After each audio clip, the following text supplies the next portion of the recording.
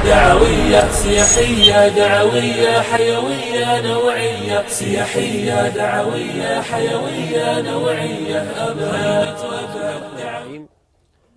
شرفت هذا المساء بالتواجد في الخيمة الدعوية الخامسة في حلتها المتجددة كل عام. كنت متواجدا العام الماضي أيضا، لكنني أعتقد أن الفعاليات المقامة لهذا العام فعاليات مختلفة تماما، فيها احتواء أكبر، فيها تفاعل أكثر.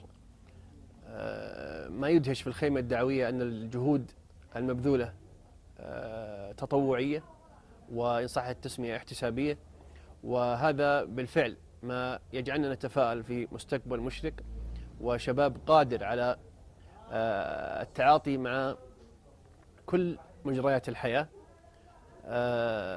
أدعو كل من يريد أن يشاهد شبابنا المتفائل، قدراتنا المبدعة وإمكاناتنا المتنوعة والمفاجئة في شتى المجالات، أن يحضر للخيمة الدعوية الخامسة في منطقة عسير وينقل الواقع الحقيقي والذي يشاهده.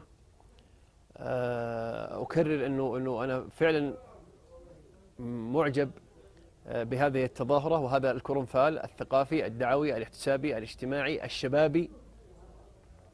أشكرهم كثيرا. ما أعيدهم به أن أكون معهم بما يتوفر لدي من قدرات وإمكانيات، وأشد على يديهم ليكون هذا المشروع سنوي ومستقطب أول لكل شاب في المنطقة. الدعوية سياحية دعوية حيوية نوعية، سياحية دعوية حيوية نوعية أبهت